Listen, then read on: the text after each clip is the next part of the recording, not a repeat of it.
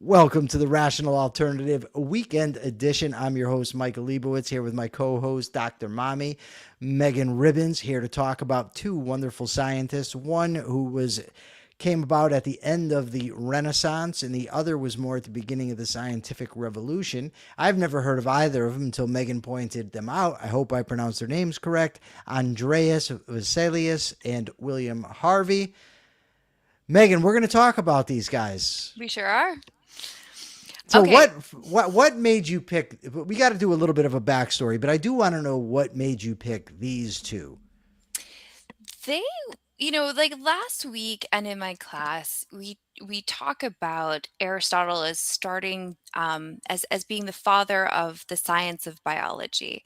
Um and there wasn't a lot of follow-up, especially, and what's worse is that, as we pointed out, and as you saw with your herbal samples for your herbarium, there was actual scientific regression. We knew less, or we knew wrong things than we did before Aristotle, which I find heartbreaking.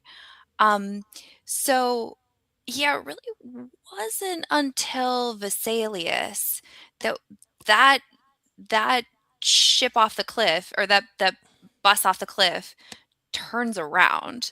Um, and part of the reason I'm so interested in Vesalius and Harvey is because I really want to learn how they did it, right? How you reverse the sort of dark ages of biology. And this is very personal for me. I know you wanted me to say this to the end, but I'm not gonna, and I told you I wasn't going to anyway. Um, um, you know, like I see some very disturbing trends in science. I worked in a couple of biotech companies, and I've seen it over and over again, and it's so troubling to me. I also see it in the field of education, and I'm asking myself, how do I turn this around? And I think Vesalius and Harvey can at least hint at an answer. So I'm very conscious of the lessons they have to teach us, and not just about biology. Well, so last week we discussed the period that is known as the Dark Ages, right? And so these guys kind of are coming out of that, and Hmm. and I guess you're kind of looking at right now as a sort of Dark Ages, not as bad, but sort of that, and you're looking for hints on how to get us out of the state of where education is to tie it into our other episodes. You want to get us out of that. Would Yes, that be exactly. accurate? Okay. I Yes, don't want that's to a I don't want to perfect put words summary. in your mouth even though you don't listen to me when I tell you to wait till the end. I still don't want to put words in your mouth, right?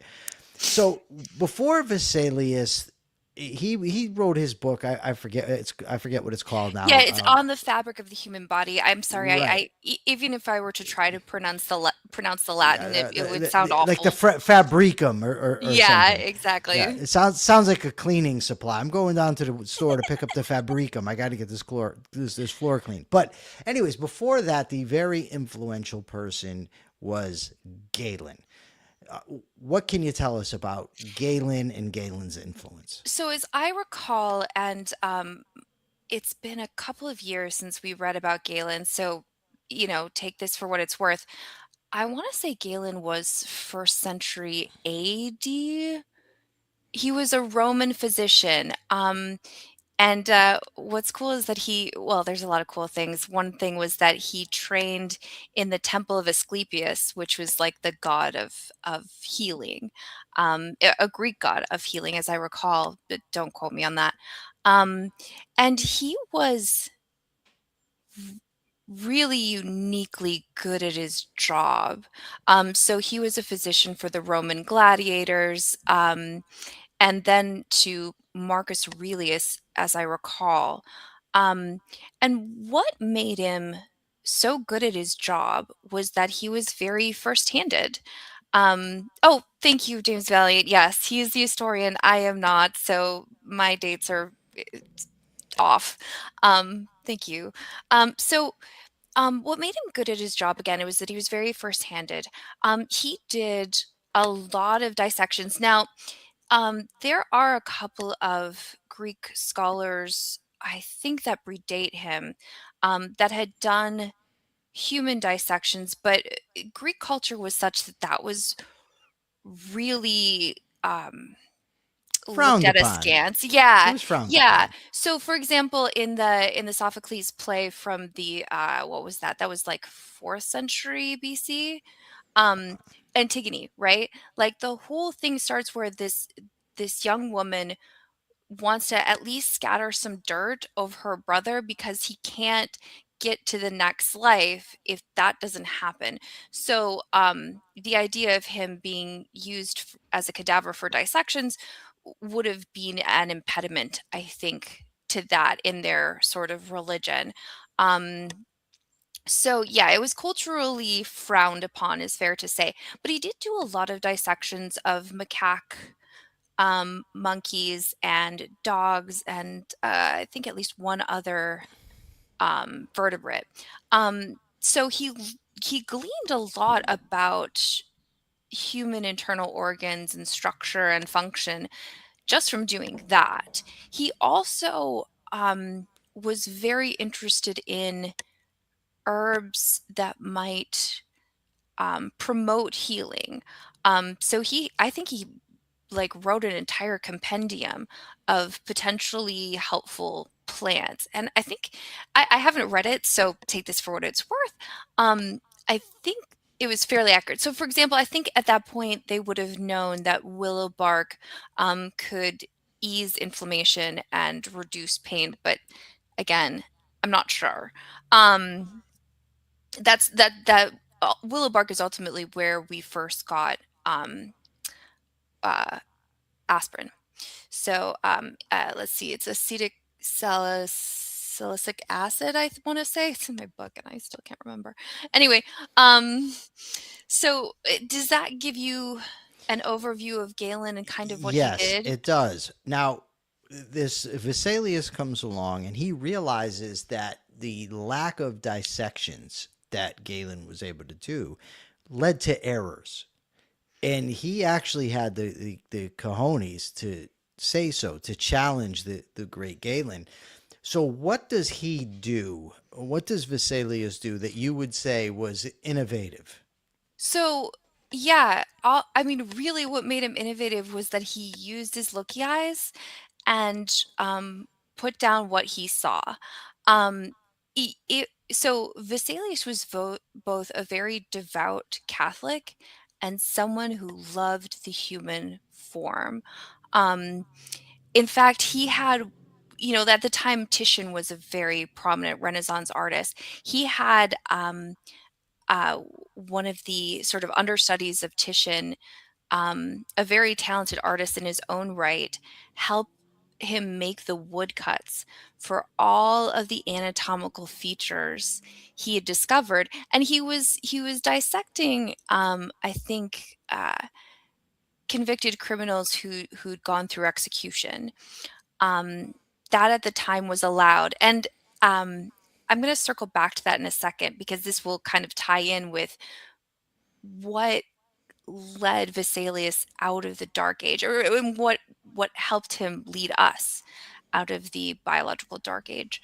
But yeah, he did these very careful dissections of the human body and wrote his on the fabric of the human body and had this understudy of Titian help him make these woodcuts, and they were they're so beautiful, and it's a text that we use to this day. I mean, I wouldn't say it's sort of replaced in popularity by like Grey's Anatomy, but yeah, you It's could not tell, the TV show. not the TV show, the actual text. But yeah, it's so accurate and so lovingly and carefully crafted that it's still insightful to this day. And he the one that wanted the book? Like it's this huge book. That was him, right? Mhm. Like they don't know who the artists were, but and his name Vesalius means weasel, and Oh, there's does it? actually I didn't know that. yeah. So I guess that he was proud of that name, weasel. So he Oh, I believe if I'm not mistaken, he actually put it on his on the cover of the book, if I'm not mistaken. I'm going to look it up real quickly while you tell us what would you say is the legacy of Vesalius? Um, so it, I just want to provide a little historical context, right? Between Galen and Vesalius, that's more than 1500 years, right? There hadn't been any human dissections. I mean, directly preceding Vesalius, there were some, um, but really Galen's texts were just copied and recopied and miscopied and misrecopied, you know what I mean? Um, and taken as gospel, even though Galen himself said you have to do the firsthand observations. That was just kind of overlooked. Um, so in in actually doing these firsthand observations and very carefully documenting them, Vesalius, as you mentioned at the beginning, identified things that Galen could not have known. So, for example, Galen dissected dogs and found that their sternum, that bone that kind of holds the rib cage together in the front, um, was made of, I want to say, 7 or 9 segments. Um, but the human sternum is only made up of 3. And you can't know that without actually dissecting a human cadaver. It's just not possible. So for all this time, um, we were just following what Galen said as gospel when he was just working with what he had. You know what I mean? And making, reasonable presumptions based on that. But you know what they say about assumptions? They make an ass out of you and umptions. Um, so the other thing that there were other assumptions. So for another example was it was assumed that humans had curved femurs, that upper thigh bone. I think like dogs. But again, I'm certainly no Uh, expert on dog anatomy. Um, sorry, were you? I was doing your motion. I was trying to Oh, figure out the femur. So this Vesalius, yes, the surname Vesalius comes from Weasel, a town in Germany, but in Latinized form, it echoed the word for weasel, meaning hmm. the animal. The coat of arms for the family features weasels, and there are 3 weasels proudly shown on the decorative front piece of his landmark 1543 anatomical masterpiece, De Humani Corporis Fabrica. So yes, very proud of the whole weasel I don't know why, connection. and what my beloved husband tells me, who is originally from Germany, is that a lot of German surnames come from the town where they, lived and died, right? Even if the town happened to be named something like Puking Field, I guess that's an actual town in Germany, so it's not the English version, but I take him at his word. Kind of want to avoid that place. Anyway, I will say that I would not be nearly as proud if my surname was Puking Field, but it's not. So whatever. That, Um, it's actually what they called me in high school. wow, not my favorite alias. Um, anyway, wow, now I'm completely off track with Vesalius. So again, Galen had assumed that, like I think dogs, the human femur was curved. Vesalius says, I'm not seeing that. And I guess one of the other professors, he was kind of a prodigy, even in his early 20s. He was lecturing at, I want to say it was the University of Padua. It was a very prestigious post. And so yeah, he was lecturing in his early 20s, and one of the professors was like, okay, if you're seeing that human femurs aren't curved as like the Gospel of Galen tells us, it must be because people are wearing tight trousers. Yeah.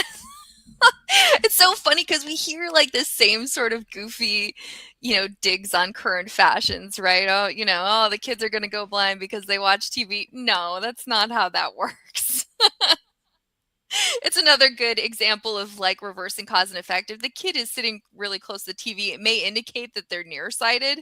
The TV is not causing nearsightedness. I was told Um, that when I was a kid. yeah, You're gonna go. it's It's gonna it's hurt your BS. eyes. Yeah, Yeah. it is. It's much like giving sugar to children is not actually going to turn them into hyperactive lunatics. Well, I will say that my daughter does go through the sugar high and hangover.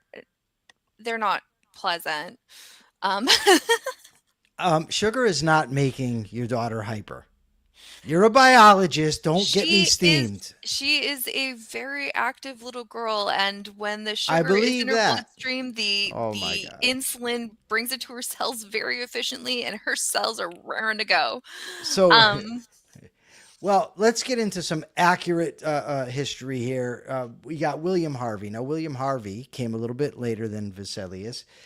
He was British, and he also was a follower of Aristotle, which I think is very, what's the word I'm looking for? Relevant to why he was able to do such wonderful things. He was studying blood.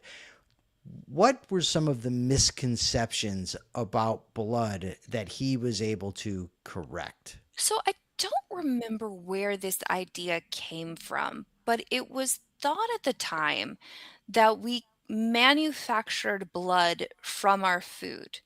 And so essentially, like, blood just kind of goes away and needs to be manufactured constantly. And what Harvey did was a very simple calculation. And you're going to see this over and over again, that there are so many examples of scientists just making a very simple calculation that completely overturns centuries of assumptions. I'll just give you a hint. Lyle is another example. Okay, so what was the calculation?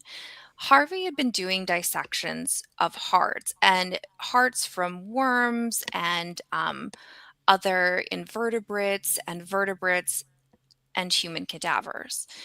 And he could actually measure the volume that could be contained inside a human heart. And he said, okay, I'm just going to multiply this volume by the number of heartbeats per day, right? So if your heart beats 60 seconds or 60 times per minute times 60 minutes per hour times 24 hours, let's see, that's 3600 times 24 is about 18,000 beats per day, right? Um no, 18,000, 9,000. My bad. Um get it right, Megan. Um, um so it would be 90,000. Anyway, um, so that's a lot of volume, right? And if you multiply the volume of the blood by its mass, about the same as water, right? That amounts to about, let's say, over 500 pounds. You'd have to produce 500 pounds of blood per day to fill up that heart for every heartbeat you have. Per, all the heartbeats you have per day. It's like that's 3 times the weight of a man. That's how much food you'd have to eat just to produce your blood. That doesn't seem right. Um, so that was sort of the inception of the idea that um, maybe maybe the blood is circulating. So let's see. In terms of, so what did he do to prove this, right? Because at this point, it's just a hypothesis. Okay, we can pretty much rule out manufacturing blood every single day, but that's not proof for his hypothesis about circulation. So, one of the things he did, and it was very cool that he demonstrated this to his students, he would take a tourniquet and, like, show that, like, the veins would bulge. And he would do this, he would cut his own vein and show that it oozed. And he would also, and this is really scary to me, um, and that it would bulge below the ligature, right? So like, um, or above the ligature, right? So that like indicated that it was flowing through the vein. He would also sever his arteries and show that instead of oozing, it would spurt, that there was more pressure in some blood vessels than others. And that makes sense. And I'm so sorry I didn't have my materials ready for you today. I simply couldn't get a hold of them fast enough, but I'll send them to you for next week if you want to play with them. Because I will say that, like, the heart model that we built was like one of the funnest things we've done so far. We had a blast just like playing with food colored water in a sink. It was such a mess. It was so much fun. But so in our heart model, right, you've got this syringe, and you've got a marble at the bottom of the syringe, right? So the marble acts as a kind of check valve. So when you pull water up, right, the marble rises and water can flow in. When you push the plunger down, the marble settles at the opening, so the water can only be pushed out to the side, which is where we've got our artery, right?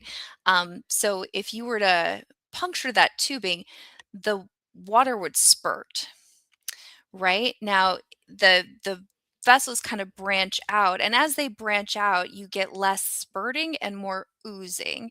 And when like, there's a sense in which when you pull the plunger up, you're essentially pulling blood from the veins. And that's exactly what happens when your heart expands, right? And when your heart contracts, it's pushing the blood into the arteries.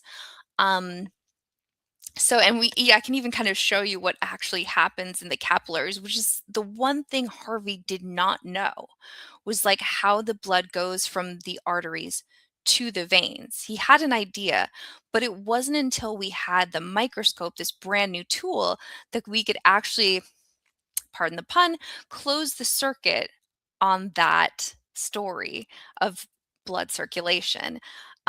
So he did like I said, he did a number of experiments to demonstrate how the blood is circulating.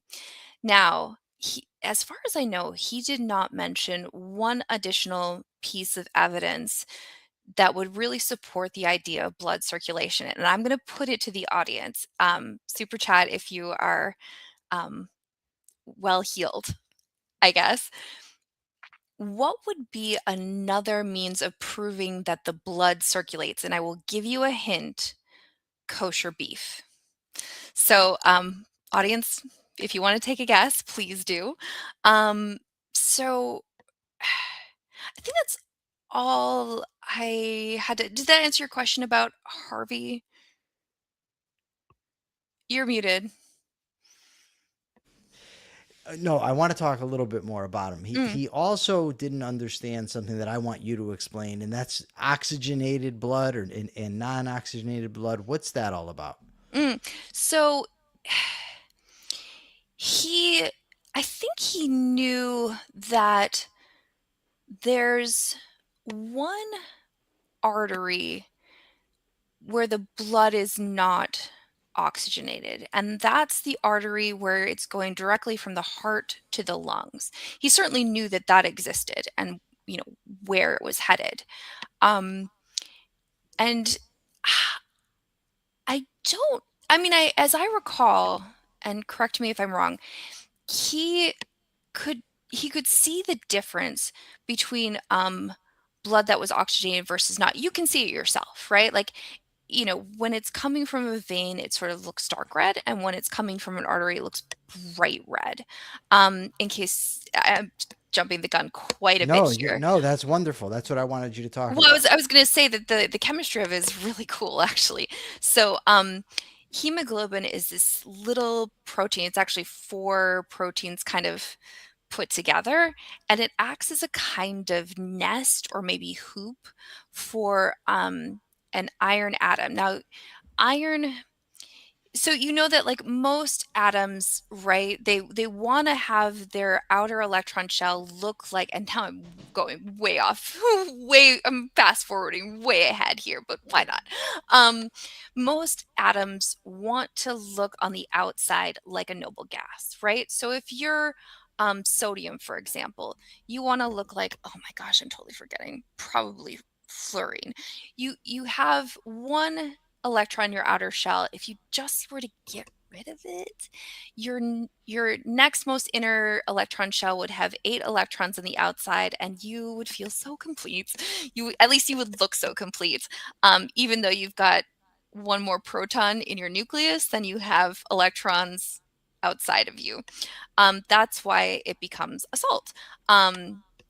It kicks off its one electron, and maybe a chlorine atom picks it up. Now it's fully complete, and they can just, interact with water so beautifully.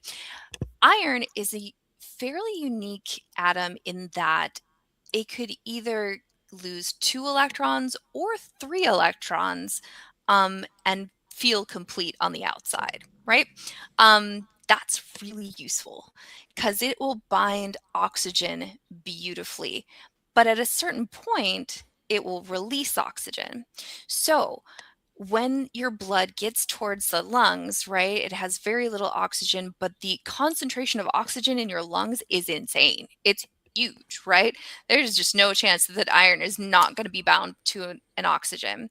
Once that oxygenated blood gets to your extremities where the oxygen concentration is very low, well, you kind of want to, like oxygen's going to want to balance out that concentration. So rather than being confined to its iron inside of hemoglobin, it will just,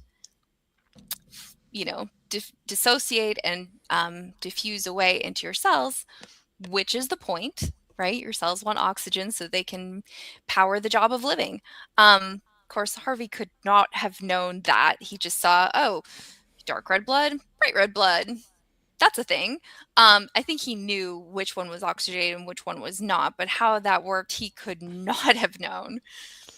Okay, so you mentioned this. What was the answer to your kosher beef riddle or So, quiz? so the way, as I understand it, kosher beef is harvested from a cow is that they'll hang the cow up and they'll puncture in a single place, probably the carotid artery, and the blood will spurt and spurt and spurt until there's none left, right? And if you once harvest the meat from the cow, right, there's no blood left in the body.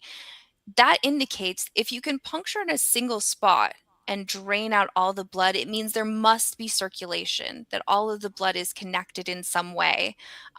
If there weren't circulation, if there were just individual pockets of blood, you'd have to puncture in multiple spots to drain out all the blood.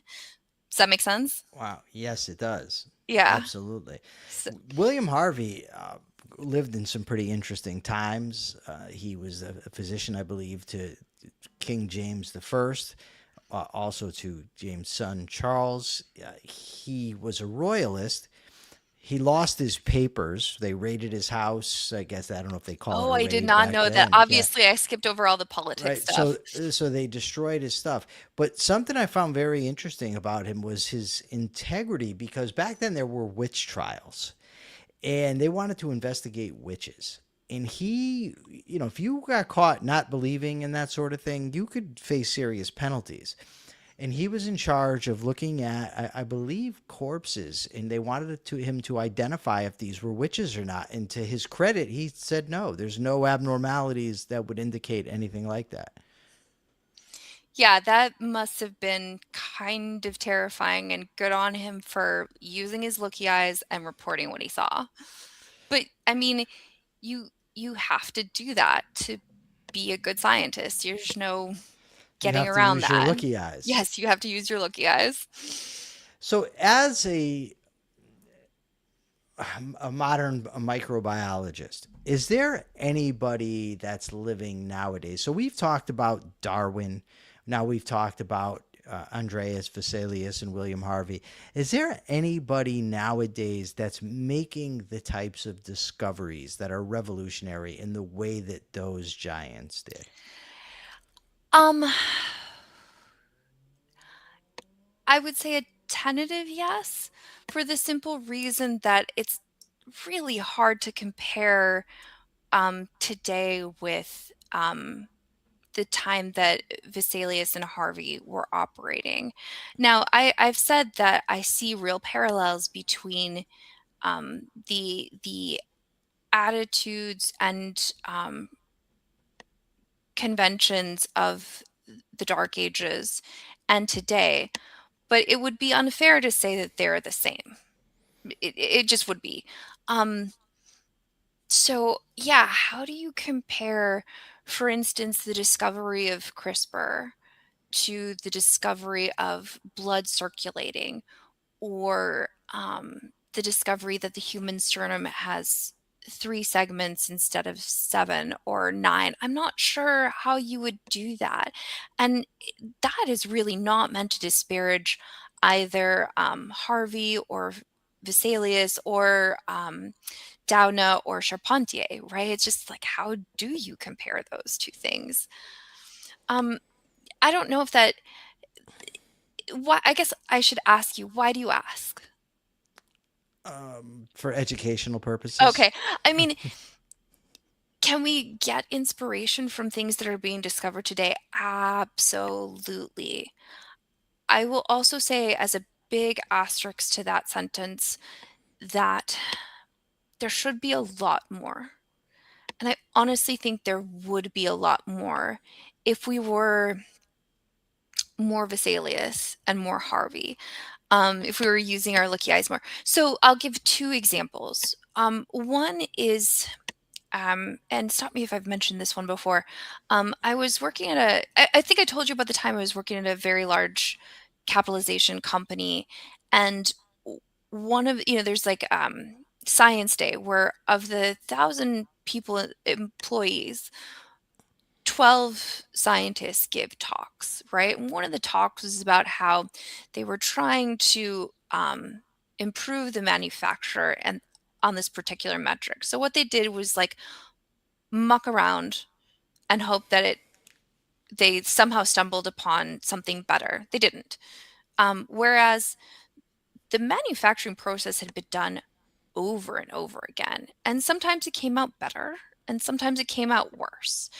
And we had measured dozens of metrics. We had so many observations where we could at least look for correlation between the times that things went better versus worse in terms of outcome and the process involved.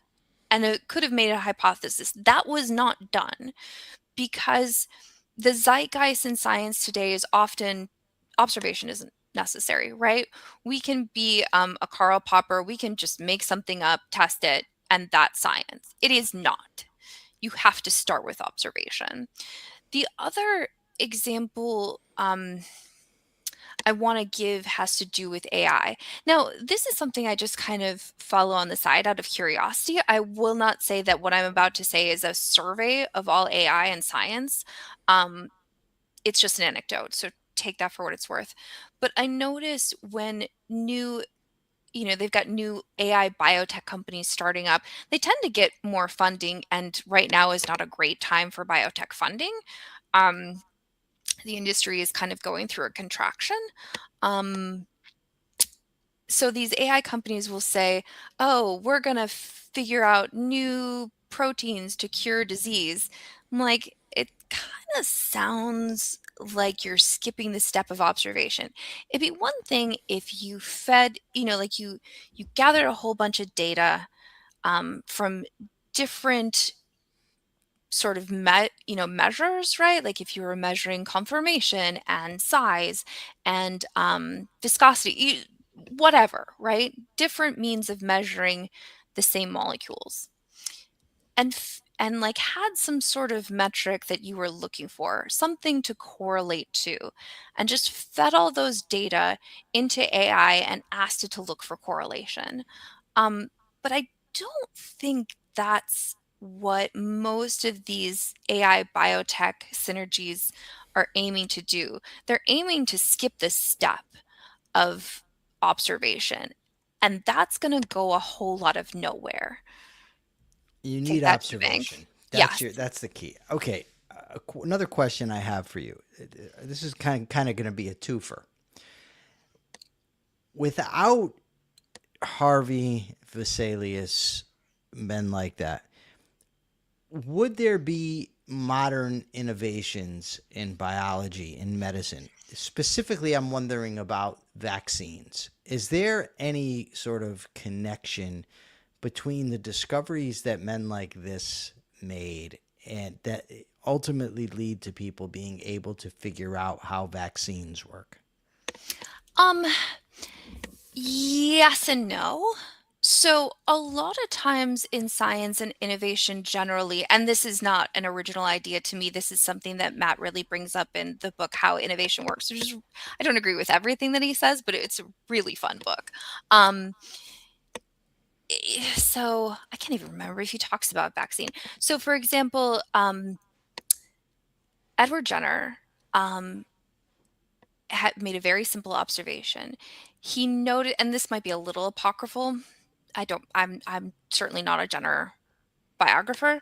He noticed that milkmaids were not getting smallpox, or at least it was pretty uncommon. And that's weird because, like, when smallpox would hit a, a population, like 50% of people would get it. And like sometimes 50% of those people would die. Um, so the fact that of all the milkmaids, maybe only a handful would get it and very rarely die was weird. Um, so he looked really closely at what they were doing and he noticed that when they were milking the cows would have cowpox. And he thought that perhaps that was sort of inoculating these milkmaids against smallpox. Um, so he did, and not always consensually, virulation. And this had been known before Jenner, I think. This idea of inoculating someone with a pustule of someone else who had smallpox. Um, the idea that the virus was already being somewhat attenuated by this poor person's immune system, so that if once you stick it into somebody else, they had a fighting chance of raising. I mean, they wouldn't have known this, raising antibodies to this virus and getting ahead of its replication before the symptoms were deadly. Um, so he had figured out the thing, virulation, before he figured out the whole idea of what a virus was and how it replicated and what caused symptoms from the replication. Um, that happens a lot in science where we like figure out the thing before we figure out how it works. That being said, I think it was, Harvey and like we could not have done that without Harvey and Vesalius for two reasons. One, their insights into the human body were incredible, and ultimately figuring out how the lymphatic system works and the immune system works was, we needed to know where lymph was, and that it's kind of like the secondary circulars, like we needed to know all the insights from Vesalius and Harvey. But more importantly, here again, Jenner is using his looky eyes and noticing something correlative, which he probably would not have done but for the inspiration of Vesalius and Harvey. They were, I mean, like, in a sense, just using your looky eyes and faithfully reporting what you see was truly brave and heroic. So when you go out there and get your herbarium samples, I want you to remember that, right? That maybe it seems like kind of a dumb exercise, right? Just grabbing all the parts of a plant and putting in a plastic baggie. But in a way, it's really not, right? It's brave and heroic.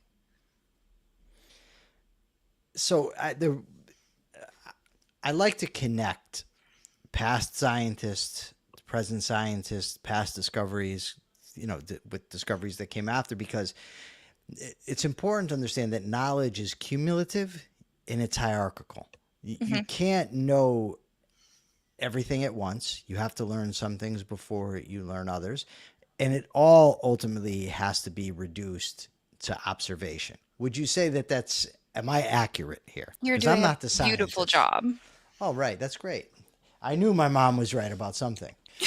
So, so Megan, it's very important to you to motivate the audience to act. You constantly bring that up. To act. Motivate to act. Why? What do you want them to be motivated to do, and why is it so important to you? That's an excellent question. It brings me back to kind of the beginning. You know, why did we get out of the Dark Ages? What did Vesalius and Harvey do differently that we can take lessons from and usher in the next renaissance of science and education? I mean, so for example, I pulled up this paper about human. Let's see, the title of it is, and it's free. It's not behind a paywall, and we can put it in the comment section. It's called Human Cadaveric Dissection: A Historical Account from Ancient Greece to the Modern Era. And of course, they talk a lot about Vesalius and Harvey. Um, and what was interesting is that I think because of Thomas Aquinas, another philosopher who, of course, adored Aristotle, um, it always comes back to Aristotle, all the good stuff. The church actually was the first to say, yeah, it's okay to do dissections. And in fact, they mandated that anyone getting the equivalent of an MD, who was going to become a surgeon, not a barber, the people who usually actually did the medicine, but you know, I think maybe like that's a why the barber lecturer. thing is actually has the red stripe. I think that's indicative of blood because they used Oh, to I be the didn't know surgeons. that. That's really interesting. I think so. I might just be, repeating apocryphal stuff, but I think that's the case. Yeah.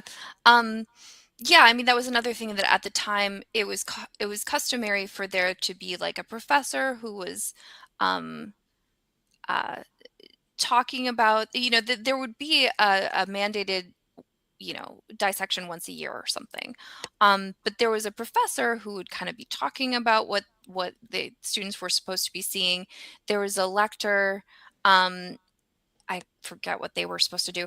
And then there was the barber who was actually doing the dissection. So the the sort of intellectual was removed from the firsthand observation by like two layers, right? So and then a lot of times what the lecturer was saying in no way correlated with what was actually being demonstrated on the cadaver. But it was hard to see, you're just working by candlelight. um and so you can imagine that things did not move forward very, very quickly. But I thought it was interesting that the authority was the first one to say, yeah, human dissections of executed criminals and cadavers, totally cool. It was still not adopted, right? It was way before the artists started doing dissections to get a better, more romantic representation of humans, and certainly before Vesalius. So what else had to happen? Well, it had to be more culturally acceptable, right? And there again, we have the artists to thank for that they started doing these dissections, and you know, in the time of Michelangelo, represented humans as beautiful and three-dimensional. Um, so I think the lessons we can learn here are that having the freedom to do a thing is valuable. And this is what you've been saying all along. It's not sufficient. There has to be a kind of cultural acceptance of science and exploration. And here the artists can be of enormous help. I mean, the artist from Titian's workshop was like, I don't think Vesalius's work would have been had such a profound impact but for this artist showing just how beautiful the human form is. So, in terms of what I want the audience to do, first, I want them to go to my Patreon and give us a tip.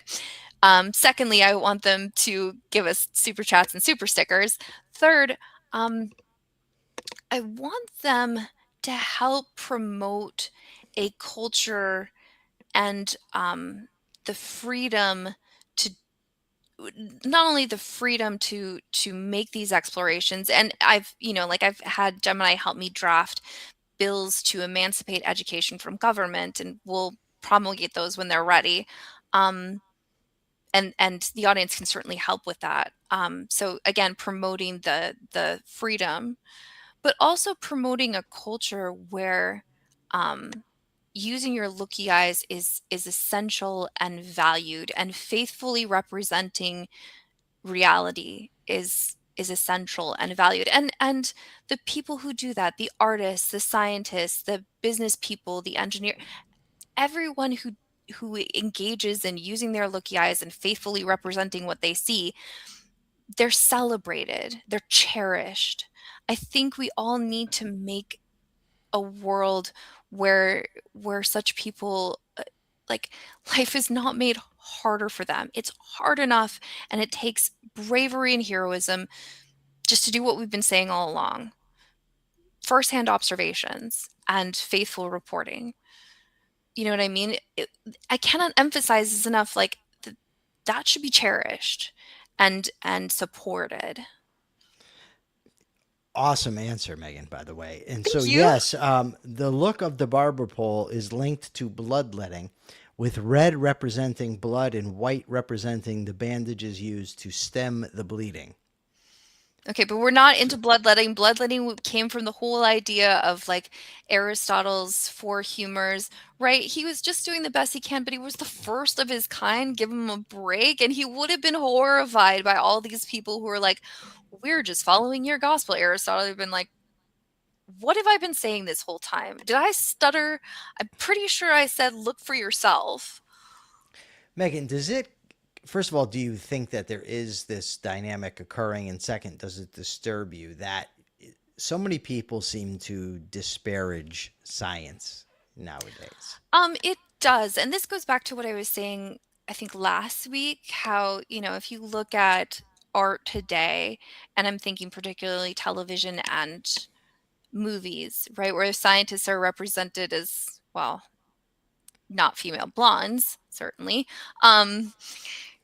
but also, like, at best amoral and at worst evil. Um, it, I'm not gonna lie, it's kind of hurtful. um Being asked without knowing anything about me if I'm creating the next Anthrax, like, that would be fun for me. No. I mean, I I got into science, first of all, because it's amazing. It dazzles my eyes. But secondly, because I wanted to add human value. And I don't know why the opposite is always assumed. Now, I get it, right? Like, I really sympathize with people who are suspicious of scientists, because, quite frankly, policy is such that we have not done ourselves any favor. Um, when the public is told that, oh, we're going to cure cancer in a decade, and it's been decades since, and that has not materialized, right? We've come up with amazing treatments. We've made so much progress in terms of 5-year survival. It's not the same as a cure, right? So overstating or overpromising has certainly not helped us. And the public is also correct to be suspicious, when we pour X amount of dollars into a particular AIDS treatment and get very little for it, right? Like, but that's a, a matter of policy. That's a good reason to want to emancipate science from government. Um, you know what I mean? So in a sense, I'm expressing sympathy to anyone who is suspicious or even hostile to science and scientists. They've been given very good reasons to do so. I'm trying to give good reasons, A, to address the cause of these problems, and B, to make science not scary or destructive, but empowering. Okay, now I want to know, how come you say process in progress, but you don't say promise? You say promise. um, I people ask me where I'm from in the United States, and the honest answer is everywhere. So I've picked up a lot of weird accents. I can also like fall into a Valley girl accent super easy because I lived in LA for 10 years. Okay, so I got who do you want to talk about next week, Megan? Well, you mentioned Galileo. I did, So we could do but ooh. if anybody's paying attention, they're going to find out that what I say really doesn't matter. Um, you know what? Maybe we should do Galileo not this coming week, but the following week because we could do some optics and look into Swammerdam and maybe even Hook. And Swammerdam and Uvenhook. And Malpighi, right? So, we ended our conversation with Harvey saying that while he, I think, sufficiently proved the circulation of the blood, again, there was one thing that he just didn't have the means of connecting, and that was how the arterial blood goes from the arteries to the veins, right?